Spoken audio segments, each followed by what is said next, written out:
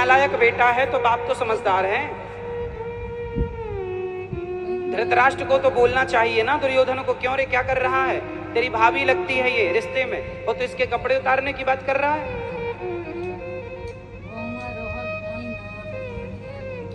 गलती यदि बच्चे करें और बड़े वहां खड़े हों तो गलती बच्चों की नहीं मानी जाएगी, गलती बड़ों की मानी जाएगी, क्योंकि वो आपकी उपस्थिति में यदि आप नहीं होते और तो गलत होता तो मान लिया जाता कि चलो बच्चे हैं, पर आप थे वहां, समझदार थे, वो सबसे बड़े थे वहां भीष्म पितामह। लेकिन भीष्म पितामह को मैं गलत नहीं ठहराऊंगा, क्योंकि उनके हाथ में पावर नहीं था, वो तो बिना जहर के सांप थे। पावर था धृतराष्ट्र के पास, क्योंकि वो राजगद्दी पर बैठे थे, और राजा का धर्म होता है कि वो न्याय करें, और न्याय खुद की बहू का ना कर पाए।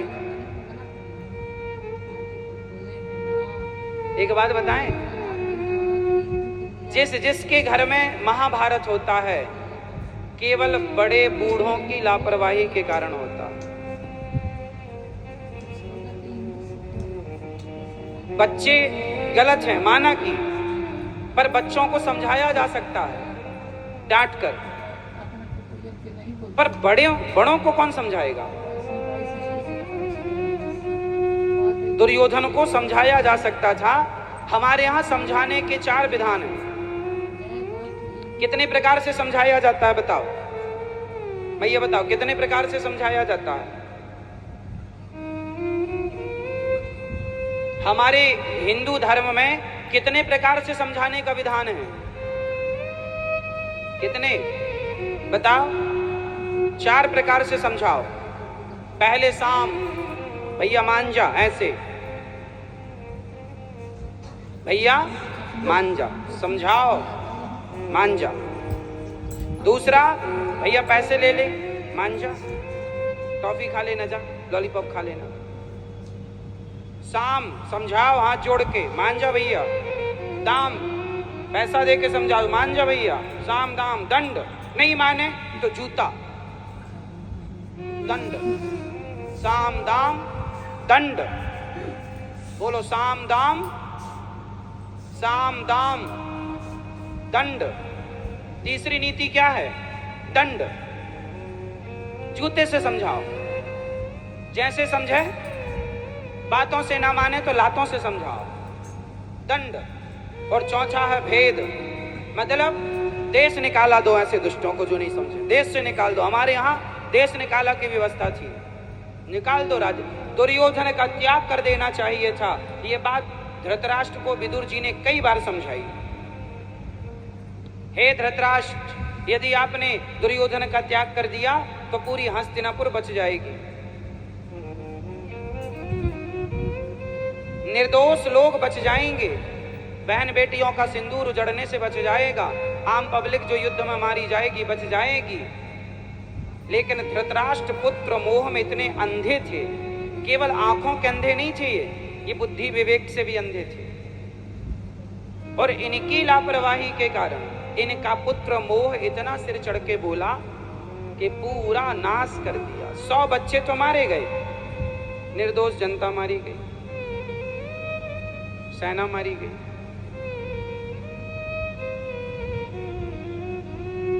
इसलिए कहता हूं कि बड़ों को चाहिए कि बच्चे गलत हैं तो डांटो, बच्चों के पक्षधर ना बन जाओ। यदि वो गलत हैं तो तुम्हारा अपना ही बेटा क्यों ना हो, गलत है तो उसे समझाओ, डांटो। मनमानी ना कर बेटा, मनमानी ना चलेगी। अति कभी ना करना बंदे, इति तेरी हो जाएगी, बिन पंखों के पक्षी जैसी गति तेरी हो जाएगी। हाँ, अति ना करो।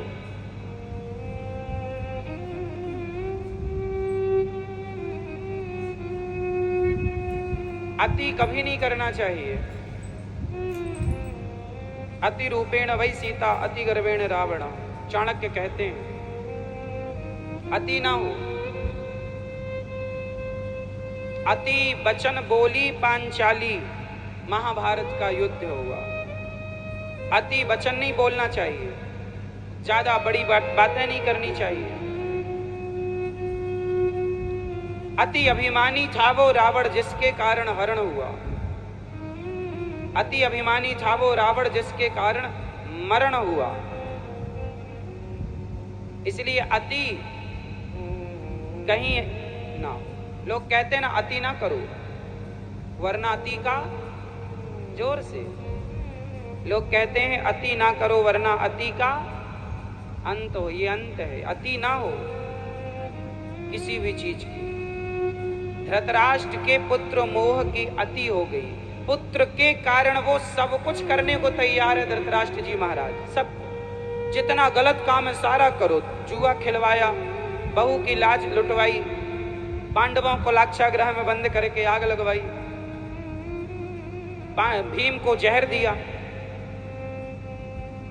जितना हो सकता था ना खूब किया। लेकिन जिसके रक्षक भगवान है तो लाख कोई बिगाड़े पर बिगाड़ ना पाएगा, क्योंकि रक्षक भगवान है। इसलिए 100 सोनार की और 1 लोहार की, 100 भीष्म पितामह, 100 द्रोणाचार्य, 100 अश्वत्थामा, 100 धृतराष्ट्र, 100 दुर्योधन और 1 श्री कृष्ण। इसलिए 100 भीष्म पितामह की जरूरत नहीं है, 100 कर्ण की जरूरत नहीं है, 100 धृतराष्ट्र की जरूरत नहीं है। मेरी ताकत ज्यादा हो, मुझे इसकी जरूरत नहीं है। मुझे ताकत नहीं बढ़ानी, मुझे तो कृष्ण की कृपा को बढ़ाना है। दुर्योधन ताकत बढ़ाता रहा और अर्जुन कृपा बढ़ाता रहा।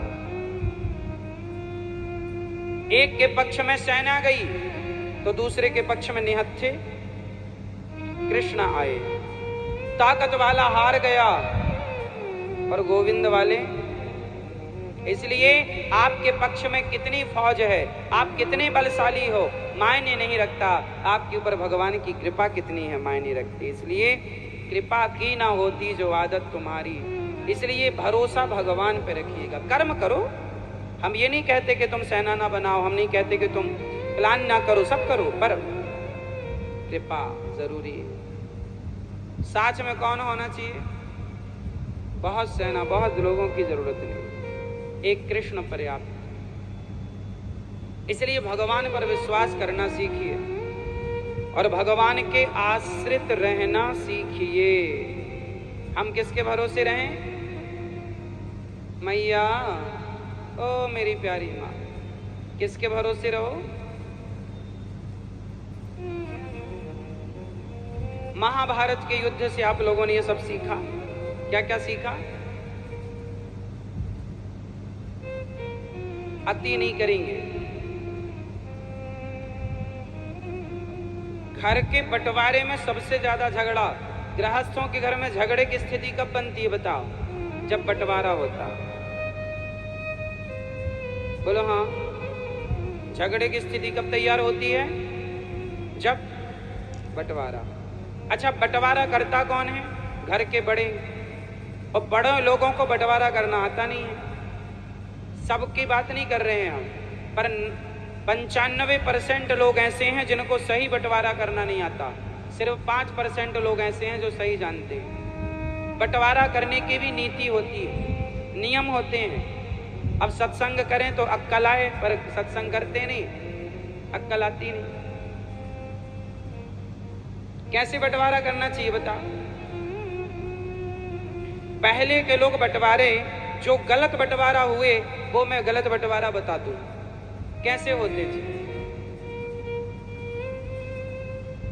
पहले के लोग ना, जैसे किसी की 10 एकड़ जमीन है तो बंटवारा बाप ने पता कैसे किया? 10 एकड़ जमीन है 2 जगह या 3 जगह, कुछ यहां कुछ वहां कुछ वहां, तो तीनों जगह बेटों को बांट दी। 3 जगह नहीं, ऐसी बांटो कि एक बेटे का एक जाई एक जगह रहे, दूसरे बेटे का एक जाई एक जगह रहे। यदि 2 बेटे हैं तो एक साथ चीजें होती हैं तो वो ज्यादा अच्छा होता है। अलग अलग चीजें होती हैं तो केवल खर्चे ज्यादा होते हैं, लागत ज्यादा होती है, मुनाफा कम होता। अब किसी की खेती 1 एकड़ यहाँ है और